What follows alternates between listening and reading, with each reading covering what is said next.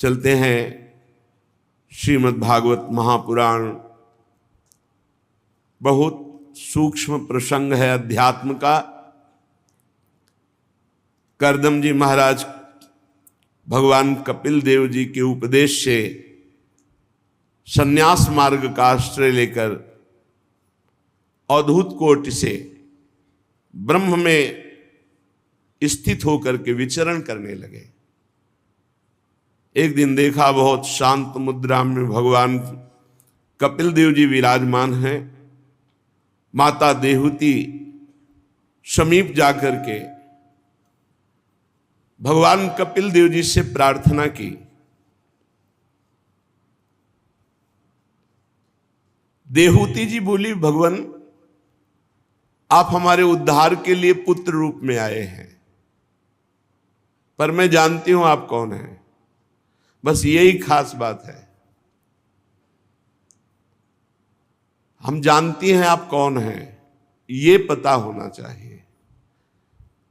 गुरु प्रसाद से, संत संग से, शास्त्र स्वाध्याय से इतना तो पता होना चाहिए कि मेरे स्वामी कौन है और स्वामी का प्रताप क्या है, स्वभाव क्या है, महिमा क्या है, ऐश्वर्य क्या है।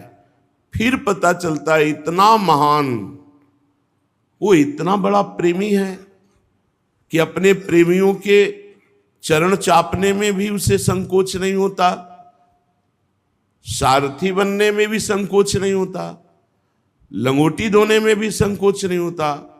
तब हृदय लुट जाता है। इतना महान और इतनी छोटी सेवा के लिए स्वयं भक्तों की परिचर्या करना। हे भूमन, ये दुष्ट इंद्रियां विषयों में भोगते भोगते इतना लंबा समय हो गया, ये ऊब ही नहीं रही। पर मैं ऊब गई हूं अब इंद्रियों को छूट देते देते। देख लो, भगवान की माताजी बनने का सौभाग्य मिला और महान योगी करदम जी की अर्धांगिनी और महान भगवत स्वरूप मनु जी की पुत्री। और इनको जो वैभव भोग मिला वो देवराज इंद्र के पास भी नहीं है, क्योंकि ये योग शक्ति के द्वारा प्राप्त भोगों को भोगा। कह रहे मैं ऊब गई, पर ये इंद्रियां दुष्ट कभी नहीं ऊबती। ये अनुभव लीजिए। अब मोड़ना होगा इंद्रियों को, जबरदस्ती हटाना होगा। हमको जो मन सलाह देता है कि भोग लो, तुम्हारे अनुभव में आ जाएगा कि कैसा सुख है, फिर मन हटा लेंगे, फिर इंद्रियां हटा लेंगे। बहुत बेईमान है ये, इसकी ऐसी चाल में मत फंसना। कोई बात नहीं, भगवान तो मिल ही जाएंगे, कृपा सिंधु हैं। अब ये भोग सामने उपस्थित है, भोग लेते हैं। बहुत बुरा फंस जाओगे। विषय चुगा जिन चुगय मन, चुगत कछुक सुख होए, फिर फांसी ऐसी लगे तेषम दुख ना हो। मान लो, पक्षियों को दाना दिखाई देता है, जाल नहीं। ऐसे भोगी पुरुष को भोग सुख दिखाई देता है, उसका बंधन नहीं। महापुरुषों को बंधन दिखाई देता है, भोग सुख नहीं। इंद्रियों को चाहे जितना भोग दे दो, पूरे जीवन भर ये कभी तृप्त नहीं हो सकती, ऐसी दुष्ट हैं ये। ज्यों का त्यों वैसे नवीन उत्साह रखती भोग भोगने के लिए। धिक्कार है। किसी का ज्ञान काम नहीं करता, भगवान की ऐसी बलवती माया है। वह एक बात काम करता है, शास्त्र आज्ञा का कभी भी उल्लंघन जो नहीं करता वो कभी भी माया में नहीं फंसता। शास्त्र संत गुरुदेव की आज्ञा में जो रहता है कभी माया में नहीं फंसता। और जो अपने को ज्ञानी और समर्थ समझकर थोड़ा भी उल्लंघन करेगा, फौरन फंसा लेगी माया। एक शब्द भी गुरुदेव की आज्ञा का उल्लंघन हुआ तो उतना ही माया फंसा लेगी। एक शब्द भी शास्त्र की आज्ञा का उल्लंघन हुआ तो उतना ही फंस जाओगे। जिसको माया मुक्त होना है तो अक्षरशः शास्त्र आज्ञा का पालन करो, नहीं फंस जाओगे। इंद्रियां बड़ी बलवान हैं, प्रमथन स्वभाव की हैं, वैसे ही बलवान उनका नेता मिल गया मन। तो 5 ज्ञानेंद्रियां और मन, ये मनमानी करके जीव को बार बार त्रास दे रहे, बंधन में डाल रहे, बार बार आवागमन के चक्र में डाल देते। होश में उठो, सच्ची कह रहे हैं, अभी आप समझ नहीं पा रहे। बहुत दुष्ट है मन और इंद्रियां, इनके दुलार में फंस करके बहुत नीचा देखना पड़ता है और बहुत नीच गतियों को प्राप्त होना पड़ता है। एक जेलर आए थे बड़ी जेल के, वो कह रहे थे हमारे जेल में बहुत से ऐसे कैदी जो चिल्ला चिल्ला के रोते हैं कि हमसे मन और इंद्रियों ने ऐसा पाप करा लिया, मैं कभी नहीं करूंगा अगर एक बार मुझे छोड़ दिया जाए। बोले हमारे अधिकार में तो है नहीं कि छोड़ दूं, सजा हो चुकी। तो बोले उनको कैसे समझाऊं जो रो रो के दिन व्यतीत करते हैं। विचार कीजिए, मन और इंद्रियों ने ऐसी गलती करवा, कोई मित्र नहीं, कोई प्यार करने वाला नहीं। अगर तुम्हें लगता है कि विश्व में हमें कोई प्यार करता है तो धोखा। आखिरी में देख लेना शब्द है हमारा, हम रहे ना रहे शब्द तो अविनाशी है, पकड़ लो। कोई किसी को प्यार नहीं करता। अगर आप ये मानते हैं कि मुझे वो प्यार करता है तो अपनी वासना की पूर्ति के लिए आपको प्यार करता है, नहीं धज्जियां उड़ा देगा, तुम्हारी धज्जियां उड़ा देगा, रोगे पैर पकड़ोगे फिर भी तुम्हें कोई क्षमा नहीं करेगा। इसलिए भूल से भी मन और इंद्रियों की प्रेरणा से ऐसा कार्य मत कर देना जिससे जिंदगी बर्बाद हो जाए। ये बर्बाद कर देती है जिंदगी इंद्रियां मन।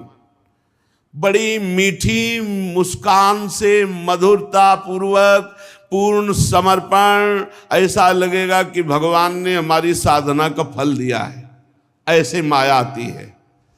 और फिर चरणों में झुका के रौंद के नष्ट करके रुला के बर्बाद करके फिर जाते कि देख शास्त्र और गुरु की आज्ञा का उल्लंघन का फल, अब तू पूरे जीवन बर्बाद होकर बैठ, किसी काम का नहीं रह गया, जा रहे हो। ये बात नोट कर लो। अगर तुम्हें जीवन में भगवत प्राप्ति करना तो भजन बने ना बने, माया का स्पर्श मत कर लेना। गुरु आज्ञा शास्त्र आज्ञा का उल्लंघन नहीं करोगे, पड़े रहोगे तो भगवत प्राप्ति हो जाएगी। हमारी बात सुन लेना। क्यों? भरोसे में हो श्री जी के। ऐसे हो क्या? साधारण नहीं हो, तुम असाधारण हो चुके हो। तुम भगवत संबंध से युक्त हो, तुम्हारा संबंध ब्रह्म संबंध हो चुका है। संबंध से तुम्हें भगवत प्राप्ति हो जाएगी, पर पड़े रहो इधर उधर मन और इंद्रियों की। हाथ उठा के कहता हूं, मन और इंद्रियों की बात में मत लगना। ये इतनी नीच राक्षसी है, ये ऐसे फंसा देंगे कि आहा भाई नहीं बोल पाओगे किसी से, उत्तर भी नहीं दे पाओगे किसी को, ऐसे नीच हैं। तो हे भगवान मैं ऊब गई हूं, देहूती जी कह रहे हैं। देखिए इंद्रियां कितनी बलवान है, आगे प्रसंग में आएगा। एक गंधर्व गंगा जी में अप्सराओं के साथ विहार कर रहा है, जल के लिए आदमी विविध प्रकार। जमदग्नि जी की अर्धांगिनी रेणुका जी, वो संध्या का जल लेने गई थी। उन्होंने गंधर्व को और अप्सराओं को केली करते देखा, अच्छा लगा। बस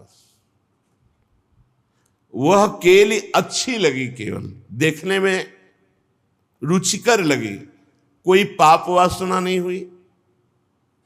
बहुत महामहिम है, वो भी भगवान की माता जी हैं, भगवद अवतार, उनके गर्भ से प्रकट हो रहे हैं भगवान परशुराम। जमदग्नि जी को विलंब हो गया संध्या के लिए, तब उनको ध्यान आया, वो भागती हुई आई। कहा विलंब कैसे?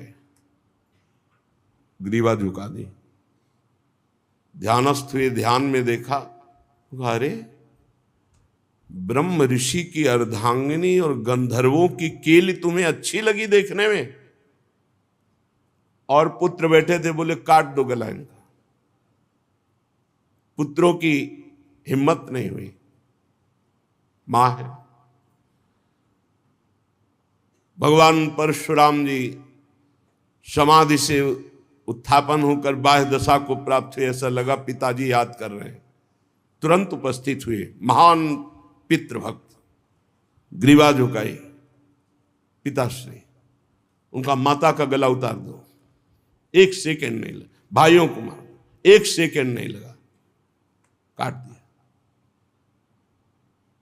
तुम्हारी सेवा से हम बहुत प्रसन्न हुए, वरदान मांगो, मेरी माँ और मेरे भाई वैसे ही जीवित हो जाएं जैसे थे, और उनको स्वप्नाभास भी ना हो, उनको स्मृति ही ना रहे कि मैंने काटा है।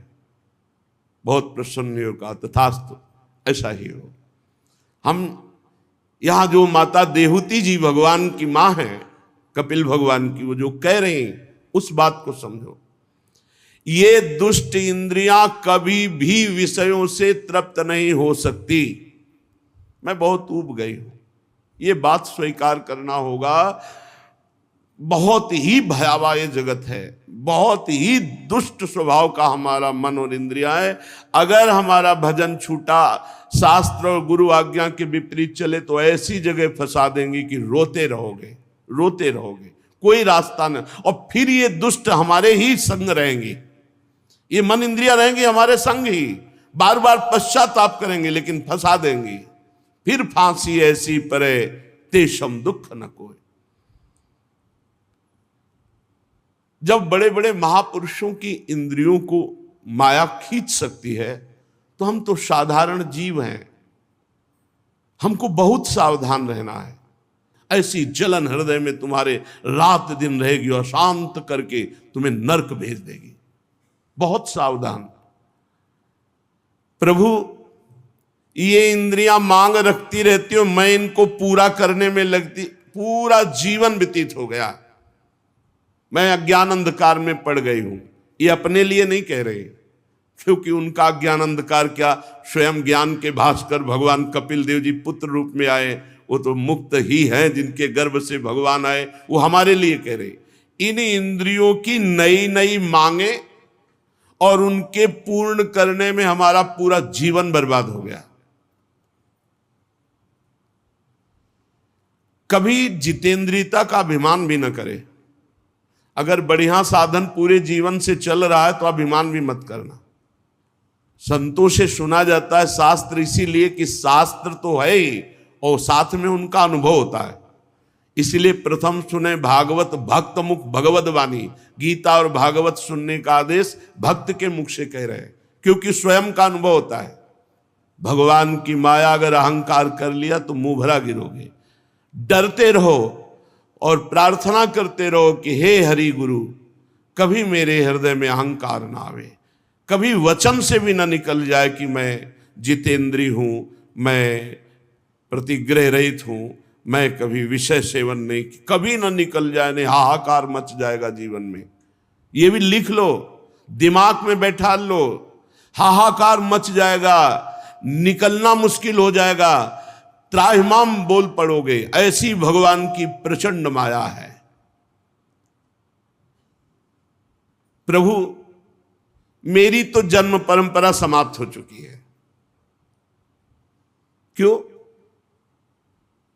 क्योंकि आप पुत्र रूप में मुझे प्राप्त हो गए हैं। इस अज्ञान अंधकार से पार लगाने के लिए ज्ञान रूपी नेत्र आप मुझे प्राप्त हो गए। मुझे अपनी अब चिंता नहीं, मेरा तो काम हो गया, आप मिल गए ना। यही तो है, यही तो है पूरे जीवन का लाभ की भगवान मिल जाएं। तस्य त्वं तमसोन्धस्य दुष्पारस्याद्य पारगम सचक्षुर्जन्मनामन्ते लब्धम में तदनुग्रहात्। आपके अनुग्रह से मैं तो पार हो चुकी, क्योंकि अज्ञान अंधकार से पार करने के लिए आप ज्ञान रूपी चक्षु मुझे प्राप्त हो गए पुत्र रूप में। स्वामिन, ये देह बहुत नरक है, बहुत नीच है। यदि भजन और भगवत साधना न बनी तो सबसे बड़ा नरक ये है। ये कष्ट, वो कष्ट, ये चाह, वो चाह, ये नरक। अगर इससे सत्कर्म बना, परोपकार बना, सदाचरण बने, भगवत आराधना बनी तो धन्य है मानव जीवन। और अगर गंदे आचरण, गंदे विचार और गंदगी शरीर तो नरक नहीं और क्या है। इसको महान माने हुए हम बैठे हैं। यदि ये भगवत सन्मुख है, भगवत आचरण हो रहे, परहित हो रहा तो धन्य है। धन्य धन्य धन्य तेई जे इनके उपासी। जो प्रिया प्रीतम के उपासी वही धन्य, जो प्रभु के उपासी वही धन्य मनुष्य जीवन। नहीं तो नरक समझो, नरक। त्राहिमाम शरणागत रक्षक भगवान सबकी बुद्धि को शुद्ध करे, अपनी तरफ आकर्षित करे। नहीं तो प्रचंड माया। मरने जा रहे वृद्ध हैं, फिर भी वासना का अंत नहीं। क्यों? जीवन में भजन नहीं किया। गंदी से गंदी घृणित बातें दिमाग में, घृणित वही आचरण, घृणित वही विषय। प्रभु ये देह, इसमें जो अहंकार हो गया है कि मैं हूं, बहुत ये दुर्गति कराने वाला है। और ये नष्ट होता केवल भगवान की कृपा से। प्रभु ये जो अहंकार हो गया है कि देह मैं हूं, मैं पुरुष हूं, मैं स्त्री हूं, ये आपकी माया से हुआ है। और केवल आपसे ही दूर होगा। त्वया, आपके द्वारा। यो ग्रहो हम ममेति ते तस्मिन योजितस्त्वया। ये जो हो गया है कि मैं स्त्री हूं, मैं पुरुष हूं, इस शरीर में मैं भाव हो गया है, ये आपकी माया के द्वारा कराया हुआ है। और आपसे ही हटेगा, सिर्फ आपसे हटेगा। मामेव ये प्रपद्यन्ते माया में ताम तरन्ति ते। बहुत आराम से समझना है। हम फंसे हैं, इन्हीं के फंसाए। खुल के बोल रहे हैं। सुन लो प्रभु वृंदावनाधीश्वर, सुनाई दे रहा होगा, माइक से कह रहे हैं आप।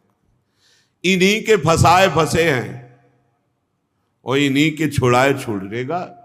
हम चाहे हाथ पैर जितना मार ले। गोस्वामी जी कह रहे मेरे बनाए ना बनेगी कोटि कल्प लो, आपके बनाए बनेगी पल पाव में। बहुत गुरु हैं, बहुत गुरु हैं। इन्हीं को पकड़ो। दूसरे के पास रिंच नहीं है। जिस बोल्ट से बंध गए हो उसकी रिंच ब्रह्मा के पास भी नहीं। रिंच है उन्हीं के पास, खुलोगे उन्हीं से। जिसने बांधा वही छोड़ेगा। किसने बांधा? बोले यो अवग्रहो हम ममेति ते तस्मिन योजितस्त्वया त्वमर्हसि। आपने ही अपनी माया से मुझे बांधा और आप ही अपनी भक्ति और कृपा से मुझे छोड़ोगे। माता देवहूति जी कह, बढ़िया बात है। बहुत सुलझ के अगर हम ये सुनेंगे तो बहुत आनंद आ जाएगा। बंधे हम कहां हैं? आपकी माया से। मम माया दुरत्या, आप भी कह रहे हैं।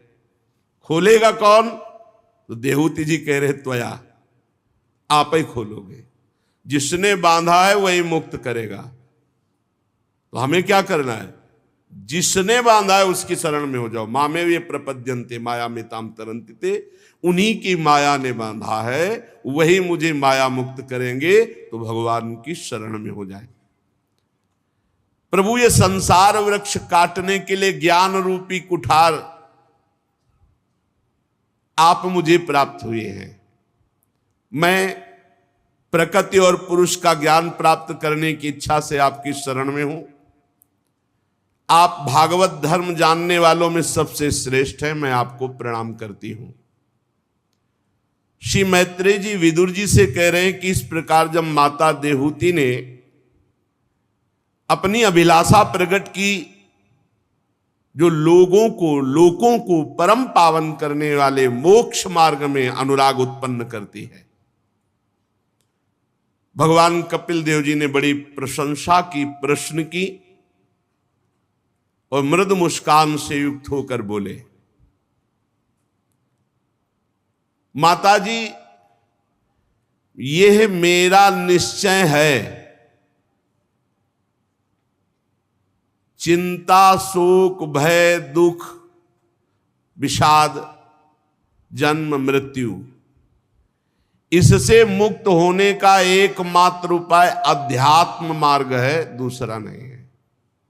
माता जी ये मेरा निश्चित मत है, आनंदित होने के लिए, परम सुखी होने के लिए, चिंता भय शोक जन्म मृत्यु मिटाने के लिए एकमात्र अध्यात्म मार्ग है, अध्यात्म मार्ग।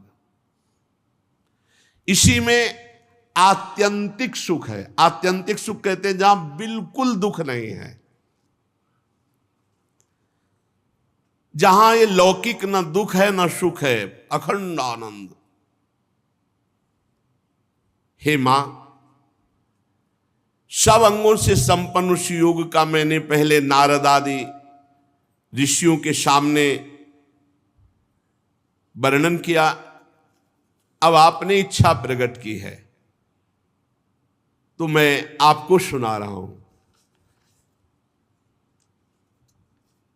चेतः खलवश्य बंधाय मुक्तये चात्मनो मतम गुणेषु सक्तं बंधाय रतम वा पुंसि मुक्तये। माता जी, जीव के बंधन का कारण क्या है? मन। और मोक्ष का कारण क्या है? यही मन। बहुत ध्यान देने योग्य बात है। हमारे बंधन और मोक्ष का कारण क्या है? मन। तो दोनों बंधन और मोक्ष का कारण मन है, तो हम कैसे जाने कि कौन सा मन बंधन का कारण है, कौन सा मन मोक्ष का कारण है? तो जो भगवान को भूल करके विषयों का चिंतन करता है वह मन बंधन का कारण है, और जो विषयों से बैरागी होकर भगवान का चिंतन करता है वह मन मोक्ष का कारण है। खुली बात। जिसका मन भगवान का चिंतन करता है वो मुक्त है। जो भगवान से विमुख होकर संसार का चिंतन करता है वो बंधा हुआ मन है। माता जी, अहम ममाभिमानोत्थैः काम लोभादिभिर्मलैः वीतम यदा मनः शुद्ध मदुख मसुखम समम तदा पुरुष आत्मानं केवलम प्रकृते परम निरंतरम स्वयं ज्योतिर्मानमखंडितम। माता जी, ये जो मैं और ये मेरा, यही परमात्मा को ढकने वाला है। मैं और मेरा, जब तक ये मैं मेरा अर्पित नहीं होगा प्रभु में, तब तक काम नहीं बनेगा। मैं और मैं मेरेपन में कितने बड़े दोष हैं? बोले काम, क्रोध, लोभ, अहंकार, ईर्ष्या, द्वेष, बहुत दोष ही दोष। किसमें? मैं और मेरे में। मैं स्त्री में, पुरुष में, विद्वान में, धनवान में, कुलवान, और ये मेरा, ये मेरा, ये मेरा। जब मन प्रभु में लग जाता है, निरंतर चिंतन, तो ये मैं मेरापन भूलने लगते हैं, विस्मरण होने लगता है। और जहां मैं मेरापन छूटा कि सारे विकार नष्ट हुए और वो स्वयं मुक्तता का अनुभव करने लगता है। वो सुख दुख से छूटकर सम अवस्था को प्राप्त हो जाता है। निरंतरम स्वयं ज्योति रणिमान मखंडितम, तेजो में अपने स्वरूप का अपने आप से उसको अनुभव होता है, अपने आप से अपने किसका?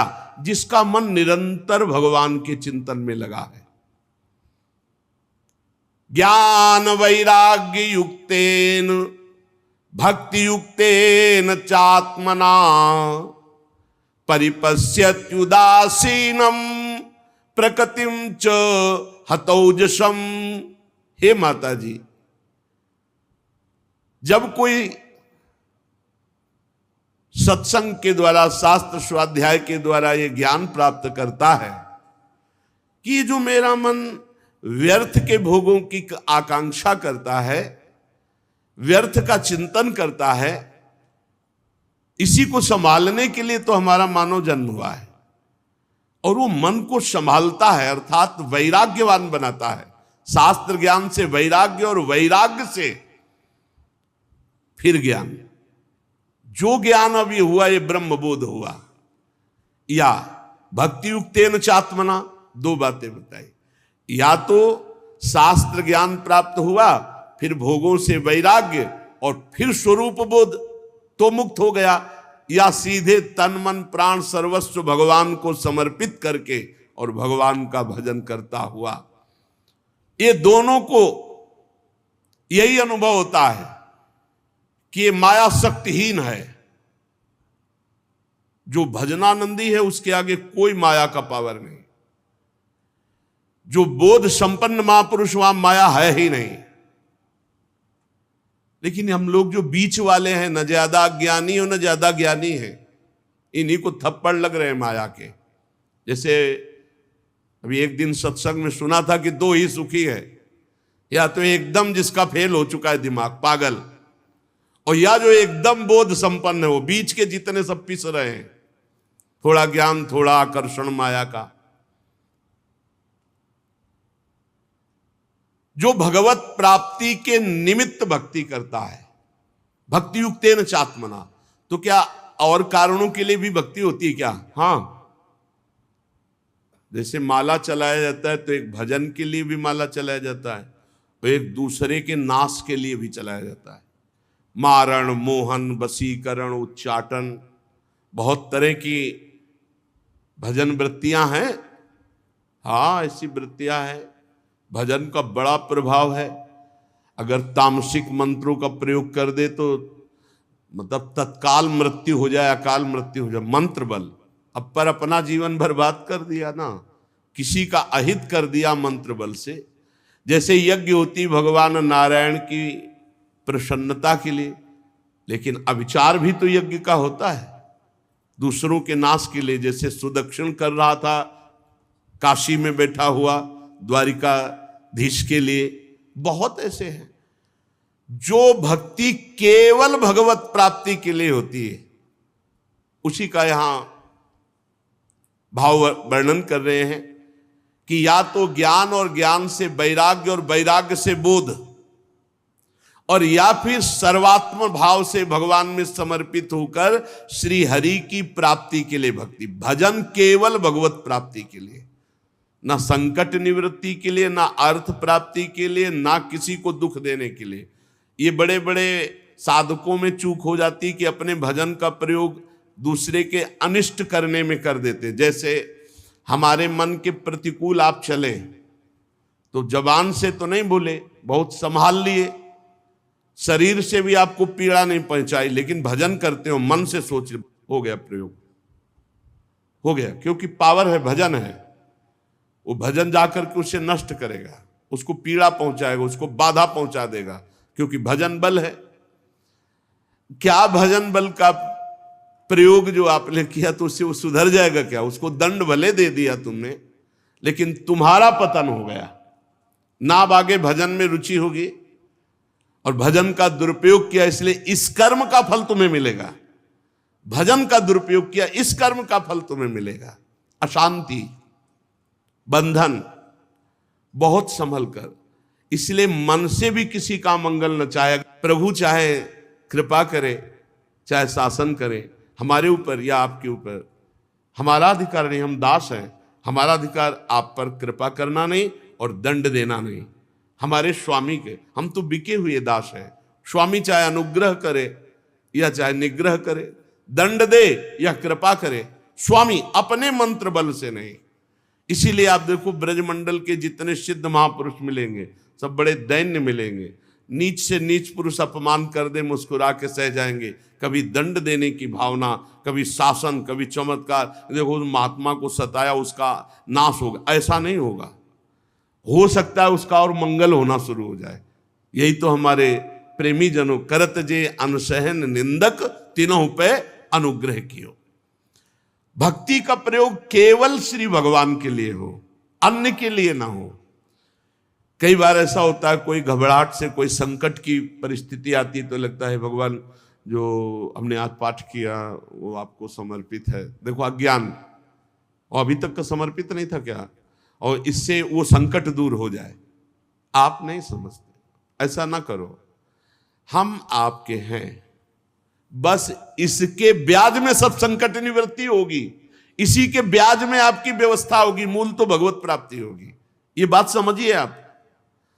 हे प्रभु, मन वचन कर्म से परिवार सहित समाज सहित हम आपके हैं, जितना हमें सेवा मिली।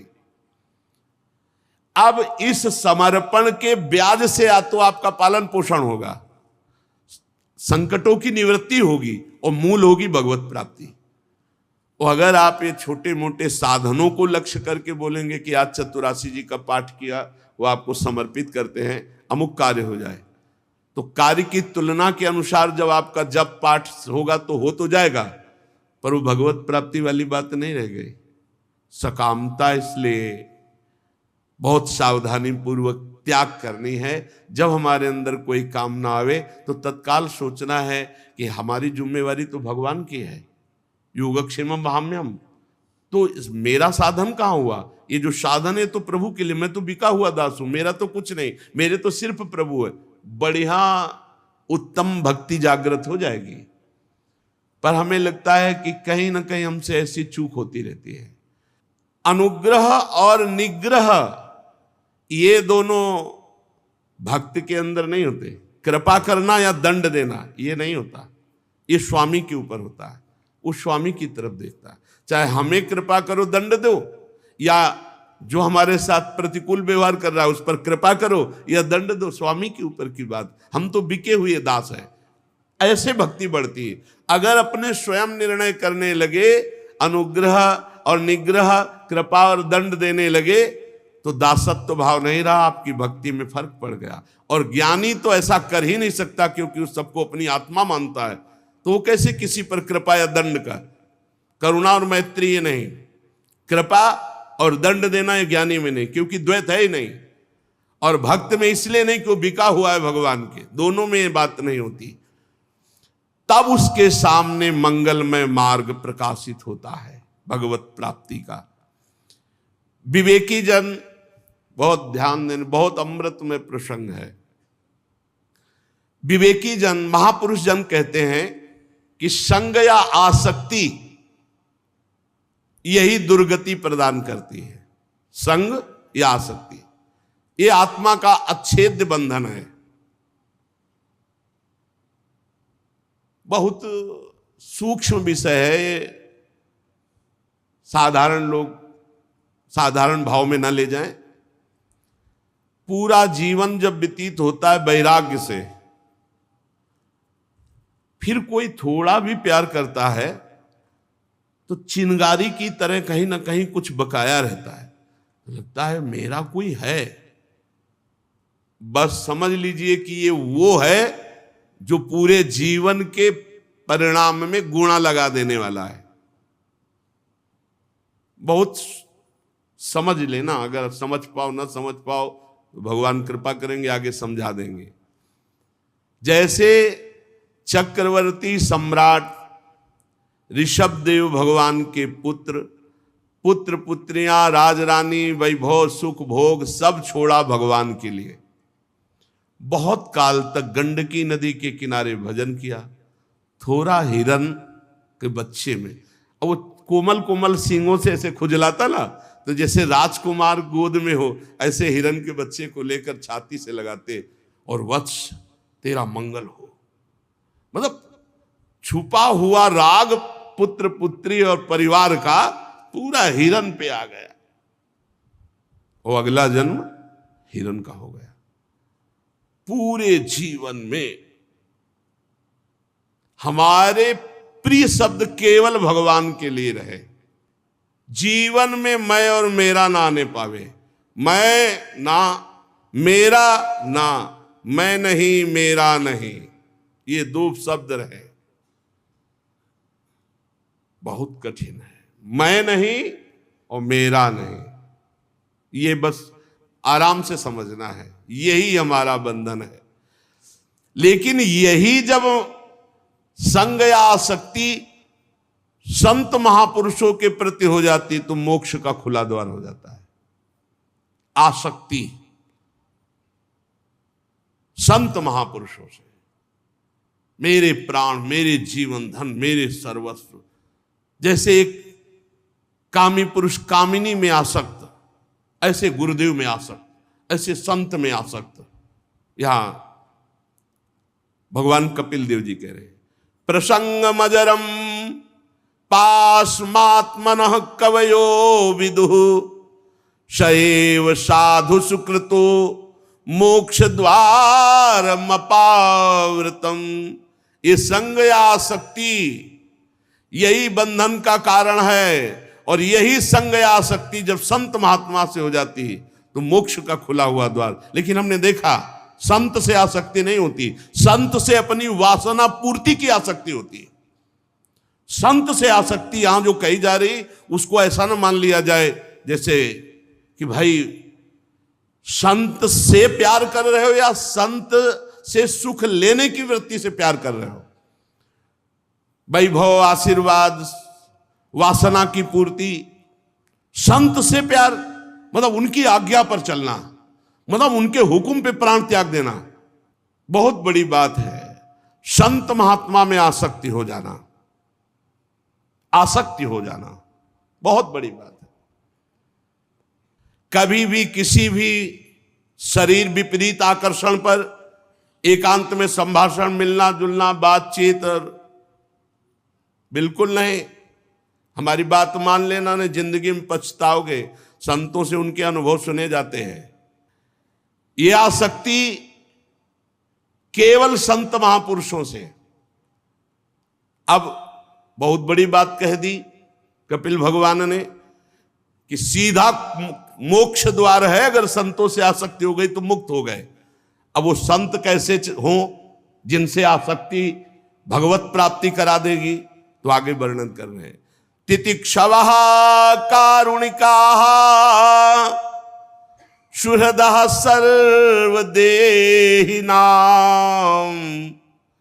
अजात शत्रवः शान्ताः साधवः साधु भूषणाः मयि अनन्येन भावेन भक्तिं कुर्वन्ति ये दृढ़ां मत्कृते त्यक्त कर्माणस् त्यक्त स्वजन बांधवाः मदाश्रयाः कथामृष्टाः शृण्वन्ति कथयन्ति च तपन्ति विविधास्तापा नैतान् मदगत चेतसः त एते साधवः साध्वी सर्वसंग विवर्जिताः संगस्ते स्वथ ते प्रार्थ्यः संग दोष हराहिते शतां प्रसंगान् मम वीर्य संविदो भवन्ति हृत्कर्ण रसायनाः कथाः तज्जोषणादास्वपवर्गवर्त्मनि श्रद्धा रतिर्भक्ति रनुक्रमिष्यति। पहला लक्षण जो सहनशील हैं साधवा, कैसे बोले तितिक्षवा, जो बहुत सहनशील है। संत की पहचान जिनकी आसक्ति मात्र से भगवत प्राप्ति हो जाएगी, जो सहनशील है। कई संतों को देखा, उस दिन तो बार बार प्रणाम मन कर रहा था। संत थे तो अरुण भगवा वस्त्र धारण के सब्जी मंडी में सब्जी मांग रहे थे, तो एक आदमी रजोगुणी वेश पैंट शर्ट से थप्पड़ मारा सामने से उनके गाल में। वो 60-65 वर्ष के दो महात्मा एक साथ, झोली टांगी हुई थी, सब्जी मौन ऐसे झोली ऐसे फैला दी, कोई एक परवल डाल दिया, कोई एक आलू डाल दी, कोई ऐसे हाथ जोड़ दिए। अलग अलग भाव के लोग थे। वो उतरा गाड़ी से, कुछ नहीं बोले तो उसको और जिद चढ़ गई, लात मारा उसने सामने से पीछे से दोनों महात्माओं के, लेकिन उन्होंने मुड़कर नहीं देखा। हम बार बार उनकी इस वृत्ति को देख के हृदय शीतल होता, प्रणाम करते रहे कि आप जैसे महात्माओं से ये जगत पावन होता है। ये गुप्त रूप से विचरण करने वाले अवधूत शिरोमणियों, आपके चरणों से तीर्थी कुर्वन्ति तीर्थानि। आप जैसे महात्मा जब तीर्थों का स्पर्श करते हैं तो उनमें तीर्थत्व आ जाता है। सबसे पहली पहचान साधु की तितिक्षवा, सहनशील। बहुत कठिन है सहनशीलता। उपदेश कर लेना, सुन लेना सरल है, लेकिन जब कोई अपमान करता है उस समय सहना। अपमान तो इतना भी, भरी बाजार में थप्पड़ मार रहे हो, महात्मा हेर भी नहीं रहे। क्या स्थिति है। मतलब एक बार तो बनता है ना कि 1-2 लात थप्पड़ के बाद देखना कि ये भाई क्या है, क्या है, देव या ना देव, मतलब आप मार क्यों रहे हो। इतना तो प्रार्थना। वो बोले भी नहीं, देखे भी नहीं, और क्रिया भी नहीं बंद की। अगली दुकान में फिर जाके वैसे झोली फैला दी। प्रणाम है ऐसे महापुरुषों को जो तितिक्षवा, बड़े सहन। प्रकृति सर्दी गर्मी बरसाते और मनुष्य के द्वारा दी हुई प्रतिकूलता। दूसरा कारुणिकाहा, बड़े दयालु स्वभाव के। इसी का दुरुपयोग होता है। कभी कभी संतों की दया का दुरुपयोग लोग करते हैं। इसीलिए उड़िया बाबा ने कहा है, दया बिना साधु कसाई, और दया करी तो आफत आई। पक्का, एक बार करें सैकड़ों बार का अनुभव है। अब दया न करे तो साधु कैसा। श्री चैतन्य महाप्रभु ने श्री सनातन जी को जो उपदेश किया, उसमें कहा, जीवे दया नामे रुचि वैष्णव सेवा। इसके अलावा और कोई उच्च कोटि का साधन नहीं। वैष्णव सेवा हो और जीवों पर दया हो और खूब नाम जप हो रहा, इससे बड़ा कोई साधन है ही नहीं। पक्का पक्का। दया बिना साधु कसाई, दया नहीं तो साधुओं कसाई क्या। और दया करी तो आफत आई। बहुत बचा के दया का खेल खेलना है। दया के खेल में ही जन्म के जन्म व्यतीत हो गए। जन्म के जन्म यही दया, और दया नहीं तो साधु कैसा। कारुणिकाहा, दया तो करनी है पर दया संभाल के करनी है। जैसे पानी में डूबे हुए आदमी को निकालने के लिए भावावेश में कूद मत जाना, नहीं तो कई मर गए। एक परिकर में 8 नौजवान स्नान कर रहे थे और एक का पैर फिसला, तो बचाने के लिए क्रम बाई क्रम 8 कूदे। वो 8 को एक जैसे 2 डूब रहे, तीसरा उनको बचाने, वो चौथा तो 8 मंडली सहित डूब गए, क्योंकि एक दूसरे श्वास लेने के लिए दबाते हुए 8 क्रम बाई क्रम वहीं। निकालने वाला इतना प्रवीण होना चाहिए कि सहारा दिया जाता है। नाम वाणी लीला धाम, इसका सहारा दिया जाता है और दूर रहा जाता है। पर दूर रह करके वो सहारा पकड़ नहीं पाता है, तो लगता है थोड़ा जैसे जमीन पे गिरा हुआ हो तो उसे वैसे ही झुक के गिर के उठाया जाता है। तो गिरने वाला ये ना समझे कि ये गिरा है, नहीं, वो तुम्हारे उठाने के लिए झुका है। लेकिन भ्रम ये हो जाता है कि ये मेरी क्वालिटी का है क्योंकि गिरा है। बस वही चूक हो जाती है। साधु को साधु ना समझ करके अपने समान समझ लिया जाता है तो उनकी दया का दुरुपयोग होता है। कारुणिकाहा, दया तो करनी पर बहुत संभाल के करनी है। ये जीवन भर ध्यान रखो, तुम्हारी भाव में कभी मृदुता ना आने पावे।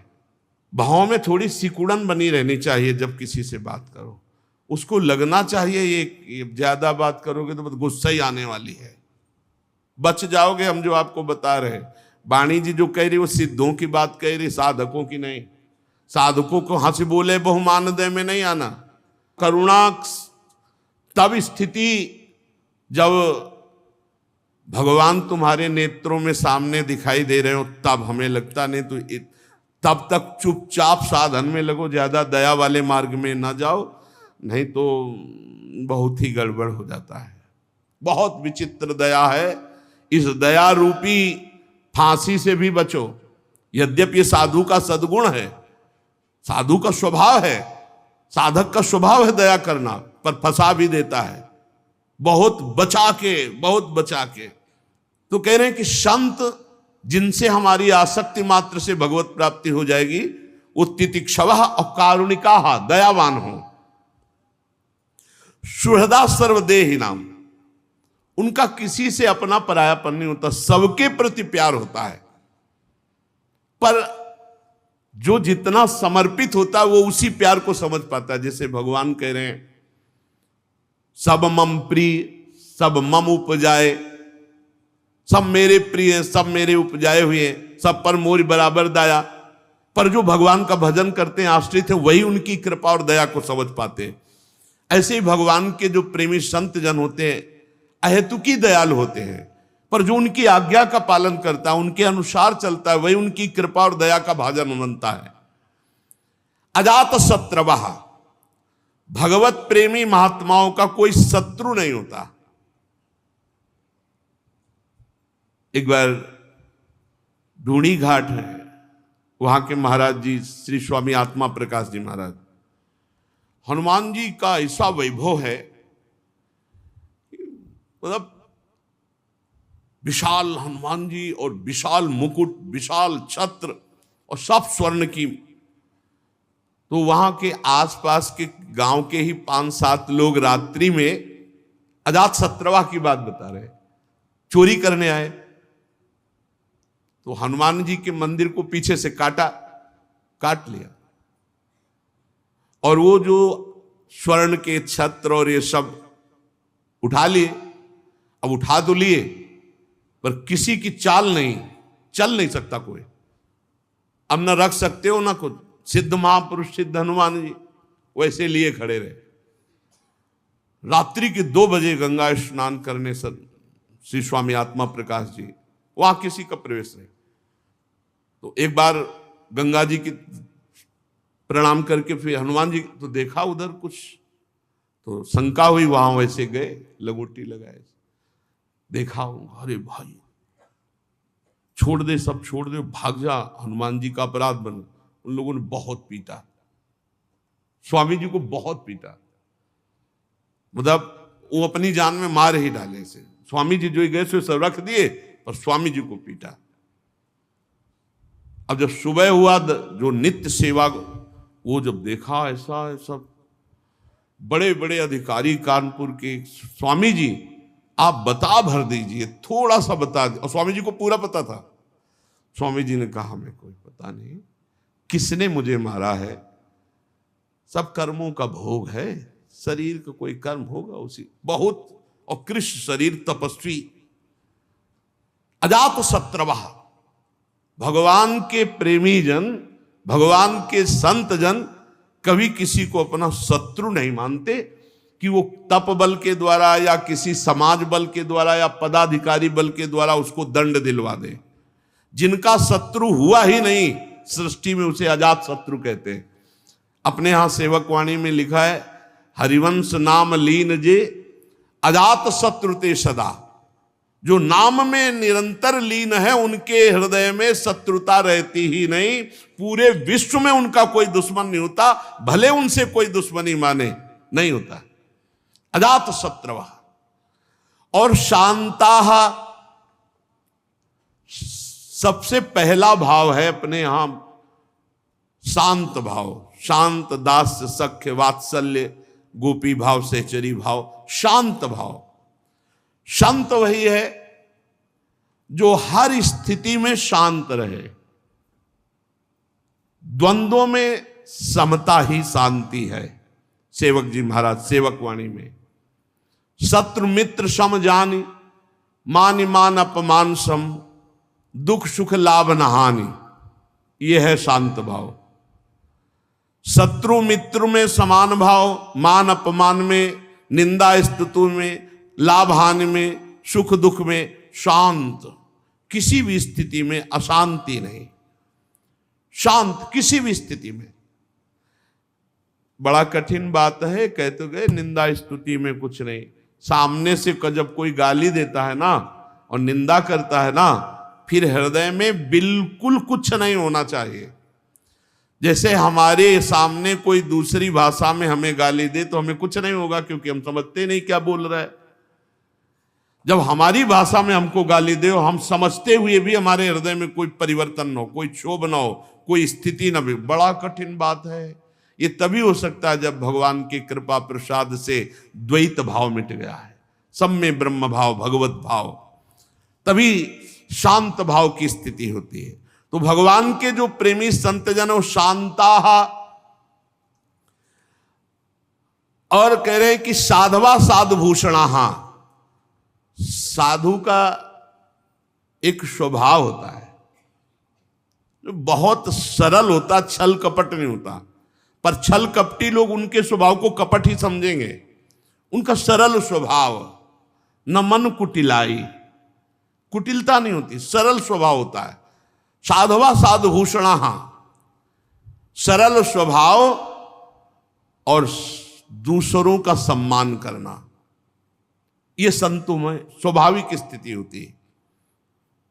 सहनशील, दयालु, समस्त देहधारियों के अकारण हितैषी, किसी के प्रति शत्रुभाव न रहना, शांत स्वभाव, सरल स्वभाव, दूसरों का सम्मान देने का स्वभाव। और खास बात, मयि अनन्य भावेन भक्तिम कुर्वन्ति ये दृणाम, जो मेरे में अनन्य होते हैं, स्वप्न में भी किसी और की आशा नहीं, एकमात्र प्रभु की। प्रभु से एक प्रार्थना किया जाए नित्य तो बहुत जल्दी लाभ मिलेगा। हे प्रभु, मन वचन कर्म से मैं आपका सेवक हूं, अब मेरे मन और इंद्रियां आपके विपरीत जा रहे हैं, तो नाथ आप हमें ऐसी सामर्थ्य दो कि मेरा मन मेरी इंद्रियां आपकी तरफ जाएं, आपके सिवा किसी की तरफ ना जाएं। प्रभु शरणागत रक्षक हो, आप हमारी रक्षा करो। हमारी इंद्रियां, हमारे मन गलत मार्ग में जा रहे हैं, नाथ कहीं अविश्वास ना पैदा हो जाए, इनके द्वारा रचे हुए षड्यंत्र में कहीं मैं फंस न जाऊं। प्रभु कृपा करो। रोज 1-2 मिनट तो प्रार्थना करनी ही चाहिए। संतजन जिनके शरणागति मात्र से, संग मात्र से भगवत प्राप्ति, बोले मयि अनन्य भावेन भक्तिम कुर्वन्ति ये दृणाम, मेरे में अनन्य भाव, अन्य कोई मंत्र, अन्य कोई तपस्या, कोई बल, कोई योग, कुछ नहीं। बड़े प्रलोभन आते हैं जीवन में, ये मंत्र सीख लो ऐसा हो जाएगा, ये मंत्र सीख लो ऐसा हो जाएगा, बड़े प्रलोभन। एक अयोध्या से संत भगवान आए हुए थे, बड़े चमत्कारी। अरे महाराज, केवड़ा की तो पूरी समाज को केवड़ा की सुगंध, क्या क्या मतलब चमत्कार उनके। ओ कह रहे थे एक छोटा सा मंत्र हम आपको बता दें, उससे जो चाहो जैसे चाहो ऐसे। तुरंत नहीं, हमें जो गुरु जी ने दिया है बस उसके सिवा नहीं। ये सीधी बात, राधा राधा राधा राधा राधा प्यारी जो मैं आपकी शरण में, इससे बड़ा कोई मार्ग नहीं है। इधर उधर मत फंस जाना कि थोड़ा सा ये जप लेते हैं तो इससे ये लाभ मिलेगा, थोड़ा सा ये जप लेते हैं, ये प्रारंभिक साधक की होती है। लेकिन जहां पहुंचने की बात है वा मई अनन्येन भावेन रसना कटो जो अन रटो निरखियन फुटो नयन श्रवण फुटो जो अन सुनो श्री राधा जस राधा राधा कहे और श्री जी का उच्छिष्ट पावे और नाम धाम का आश्रय लेकर पड़ा रहे, भगवत प्राप्ति हो जाएगी। कैसे भगवत प्रेमी संत जन हैं? बोले मई अनन्येन भावेन भक्तिम कुर्वन्ति ये दृढ़ाम, वो सुदृढ़ अनन्य भाव से मेरे में प्रेम करते हैं।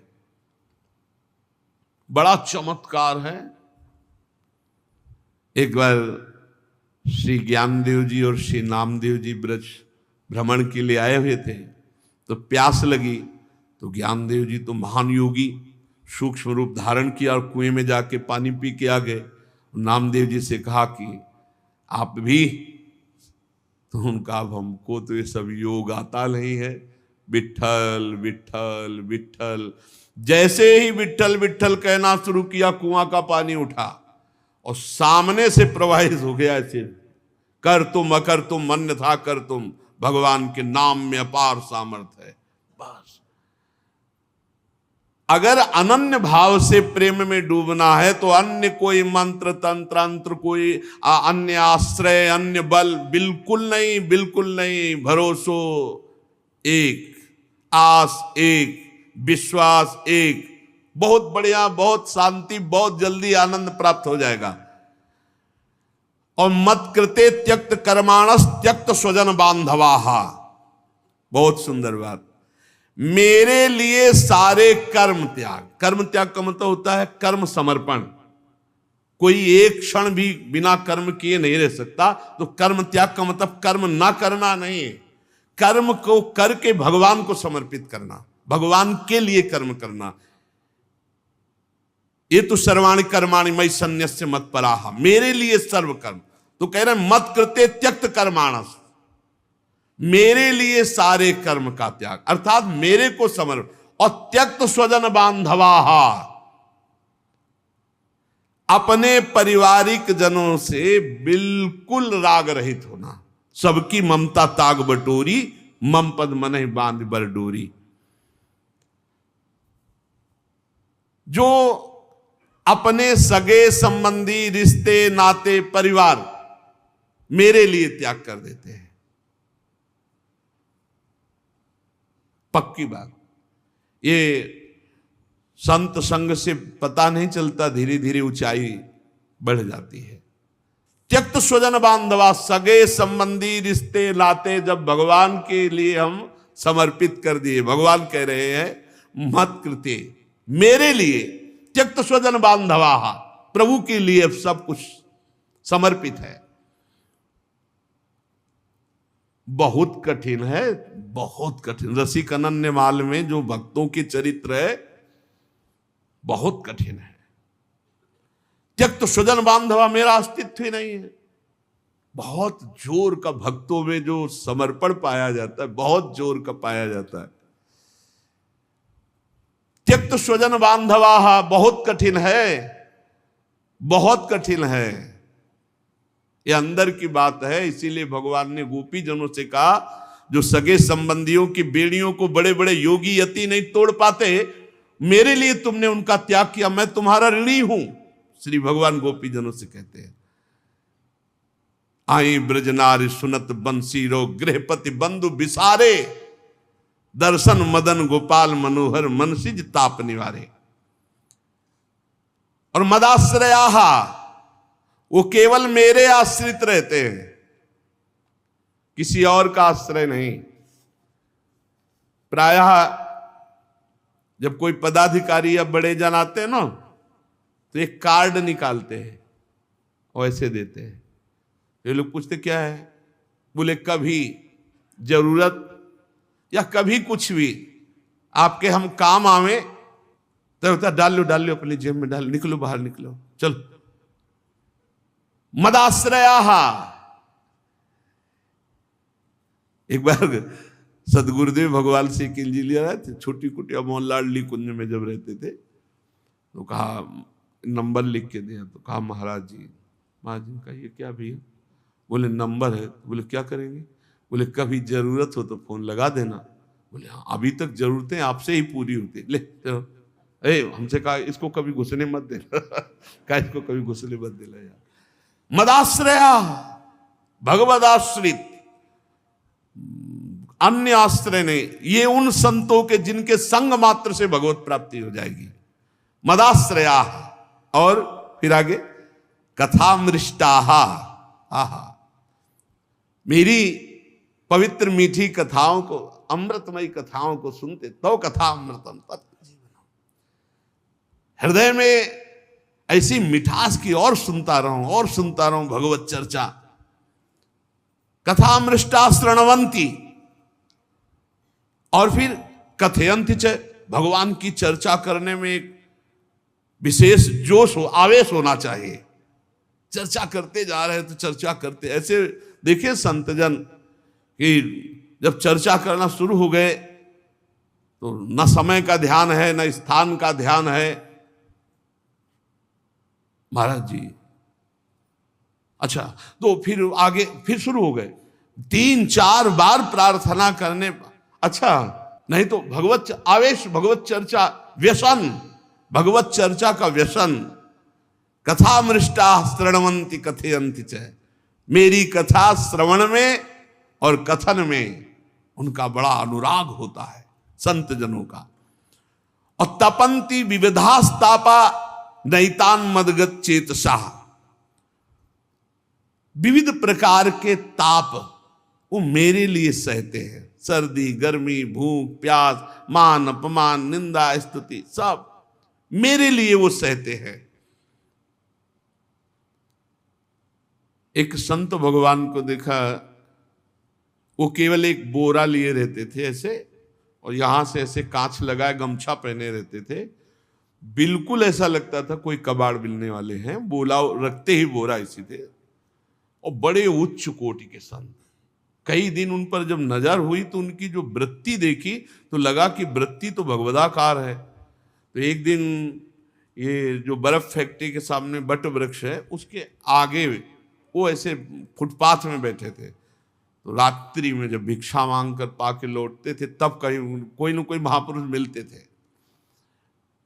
बैठ गए उनके नजदीक तो बोरा उठाया चल दिया। हमको सुनो सुनो महाराज, थोड़ी देर तो बैठ लो, आप जैसे गुरुजनों और संतजनों की कृपा से ही अपने लोग चल पाएंगे। वो आप उठाए बोरा चल दिए महाराज। फिर आगे बढ़े उनके, फिर वो एकांत में जब देखा तो क्या है, कुछ नहीं, बस आपके पास बैठना है। बैठ गए। तुमका ऐसी स्थिति आपको कहां से प्राप्त हुई? तो उनका श्रीमद् भगवद गीता जी से। आप भिक्षा, बोले अयाचक वृत्ति जो मिल जाए। बोरा में क्या लिए? कुछ नहीं ऐसे टागे। तो कहा ये क्यों टागे हो? बोले ये सब रक्षा के लिए है। उनको बोरा क्या रक्षा करता है? बोले लोगों के दिमाग में तो आता है ना कि पागल है, ये तो कबाड़ बटोरता है। एक दिन उनको देखा और पड़े सोच ही सोच, बड़ा कष्ट। जो ही नजदीक गए तो उन्होंने रोक दिया। हम काम कोई औषधि बिल्कुल नहीं। और दूसरे दिन वहां से अंतर ध्यान गायब हो गए। बड़े सहनशील और केवल भगवद आश्रित कई ऐसे महात्माओं के दर्शन हुए। एक महात्मा को देखा, गोरे दाऊ जी हैं, उनके सामने वो लौटते रहते थे, सबकी दंडवत ऐसे लौटते रहते। रात्रि के जब आए तो वर्षा हो रही थी, पेड़ के नीचे भीगे ऐसे खड़े, बस ओठ चल रहे थे। महाराज जी उस समय मदन टेर में रहते, उनका आप कुटिया चलेंगे, वहां थोड़ा कुछ भोग रखा है, आप ले लीजिए। आ गए। उनसे पूछा आपको ऐसी स्थिति कैसे प्राप्त हुई? ये बहुत अंदर जिज्ञासा रहती थी कि हमारा ऐसा अनुमान है कि आपका निरंतर नाम चलता है, आप देह भाव से अतीत, सर्दी और वर्षा हो रही है और आप ऐसे पेड़ के नीचे खड़े रहते हैं, आप किसी, तो आपको ऐसी स्थिति। तो उनका मुझे एक नाम बताया, उनका इस नाम के निरंतर जपने से मुझे ऐसी स्थिति। तो उनका आप सबको प्रणाम करते हैं, थक नहीं जाते? बोले नहीं, जिसको प्यार करता हूँ भगवान सब में दिखाई देते, तो मुझे हर दंडवत में और बल मिलता है, और बल मिलता है। बड़े सुंदर सुंदर वृंदावन धाम है ना, एक से एक दिव्य संतों के दर्शन होते हैं। जब भगवान मिलाते हैं वैसे ही भगवान आपके पास से निकल जाएंगे, आप जानोगे नहीं कौन किस कोटि का है, महापुरुष है। भक्त मेरे संसार के तरह तरह के ताप कष्ट मेरे लिए सहते हैं, मेरे लिए सहते हैं। साध्वी ताएते साधवा साध्वी सर्वसंग विवर्जिता। ऐसे ऐसे मेरे जो भक्त हैं सर्वसंग परित्यागी, वो महापुरुष होते हैं। तुम्हें ऐसे ही संतों के संग करने का भाव रखना चाहिए, क्योंकि उनके संग से सब दोषों का नाश हो जाता है। कभी कभी ऐसा होता है कि तुम्हारे किसी महान दोष को नष्ट करने के लिए वो दोष की लीला करते हैं, लावे खाया जाए, ये खाया जाए, और इतना आपको उस बात से घृणा हो जाएगी, वो ऐसे ढंग से अपनी वस्तु देते हैं कि समझ में नहीं आता। बोले ऐसे ऐसे सर्वसंग परित्यागी महापुरुष होते हैं जो आसक्ति से उत्पन्न होने वाले सारे दोषों का ही हरण कर लेते हैं। सत्पुरुषों के समागम में सताम प्रसंगान मम वीर संविदो भवंति हृत्कर्ण रसायना कथा। जहां मेरे भक्तजन होते वहां स्वाभाविक होता ही रहता है भगवत चर्चा। मेरे पराक्रमों का यथार्थ ज्ञान कराने वाली, हृदय और कान को प्रिय लगने वाली मेरी चर्चाएं होती रहती हैं। भगवत चर्चा में बड़ी सामर्थ्य है। रत्नावती जी और कोई साधन नहीं की, केवल दासी चरण चापते हुए जब भगवत चर्चा करने लगी, उसी के प्रभाव से श्री नाभाजी ने भक्त भूप रत्नावती कहा है। भक्तों की राजा रत्नावती, केवल लीला श्रवण मात्र से इतनी ऊंची महान भक्ति। जो मेरी लीला कथाओं को सुनते रहते हैं, उन्हें मोक्ष मार्ग में श्रद्धा, मेरे में प्रेम और मेरी भक्ति का उनके हृदय में विकास, जो मेरी सृष्टि आदि लीलाओं का चिंतन करने से लौकिक पारलौकिक सुखों में वैराग्य हो जाता है। जब ये सोचे कि सबको मरना है और प्रलय होगी, सब नाश ही होना है, तो लगता है जल्दी करो भगवत प्राप्ति कर लो। और जब ये बात भूल जाते हैं मरना, तो लगता है ये भी भोग भोग लो, ये भी भोग लो। भगवान कह रहे मेरी सृष्टि आदि लीलाओं का चिंतन करने से लोक परलोक के भोगों से वैराग होता है कि सब जलेगा। जब भगवान संकर्षण के मुख से विषैली अग्नि निकलेगी और 12 सूर्य, तो आग ही लग जाएगी, 100 वर्ष तक सब भस्म होगा, या उसके पहले ही भगवत प्राप्ति कर लो। मतलब भयंकर कलयुग आगे और आएगा, फिर और बड़ा अत्याचार, उसके पहले भगवत प्राप्ति कर लो। एक परार्ध बीत गया है, दूसरा परार्ध चल रहा है, महाप्रलय। जब ये परार्ध पूरा हो जाएगा तो महाप्रलय होगी। ये उसके पहले इसी जन्म में भगवत प्राप्ति कर लो, नाम जप लो, भगवान के आश्रित हो जाओ। भगवान की भक्ति बड़ी सरलता पूर्वक भगवत प्राप्ति करा देती है। इस प्रकार प्रकृति के गुणों से उत्पन्न हुए शब्दादि विषयों का त्याग करने से, वैराग्य युक्त ज्ञान से, योग से, मेरे प्रति की हुई सुदृढ़ भक्ति से और मुझे सर्वस्व समर्पण करने से मेरी प्राप्ति हो जाती है। भगवान ने कई साधन बताए, वैराग्य युक्त ज्ञान से, या अष्टांग योग से, या विषयों के त्याग से, या मेरे प्रति सुदृढ़ भक्ति, क्या सर्वस्व अर्पित कर दो। हे नाथ मैं आपका, वो संभाल लेंगे, लहर लहर हरि आप संभालें, हरि आप ही उतारे तेरा भार, उदासी मन काहे को करे, तेरा राम जी करेंगे बेड़ा पार। पक्का विश्वास कर लो, भगवान के भरोसे हो जाओ, सब संभाल लेंगे। अपने तो कह रहे हैं, हम बार बार कह रहे हैं, अपने कुछ कर सकते हैं तो बिगाड़ कर सकते हैं और कुछ नहीं कर सकते। हम तो अपनी बात कहते हैं, आप अपनी जानो। अगर हमको कहा जाए कि तुम क्या कर सकते हो, तो हम बिगाड़ कर सकते हैं। स्वामी हरदास जी भी महाराज कह रहे हैं, मोह सोना बिगाड़न को तो सोना समारन को। संवार सकते हो तो प्रभु आप संभाल सकते हो, और कहो तुम करो तो तोड़ फोड़ जरूर कर सकते हैं। आपके विधान में तोड़ फोड़ कर सकते हैं, हम तो उपद्रव कर सकते हैं, संभाल आप सकते हो। अब संभालना पक्की बात है, उपद्रव हमारी तरफ से होगा और संभाल आपकी। तो सो ना संवारन को, मोसो ना बिगाड़न को, तोई मोई पड़ी होर कौन धो जीते कौन दो हारे, पर बदी न तोड़ हमारी आपकी चल रही। आप संवारते संवारते हार गए और मैं बिगाड़ते बिगाड़ते जीत गया। बस इसी में जीत है। हे नाथ, मैं जैसा हूं आपका हूं, ये भाव और निरंतर नाम जपने का अभ्यास, और इसी जन्म में हमें भगवत प्राप्ति हो जाए ऐसी थोड़ी लालसा, तो भगवान की कृपा से भगवत प्रेमी महात्माओं के संग से ये जन्म हमारा सार्थक हो जाएगा। शेष चर्चा आगे। श्री राधा वल्लभ लाल।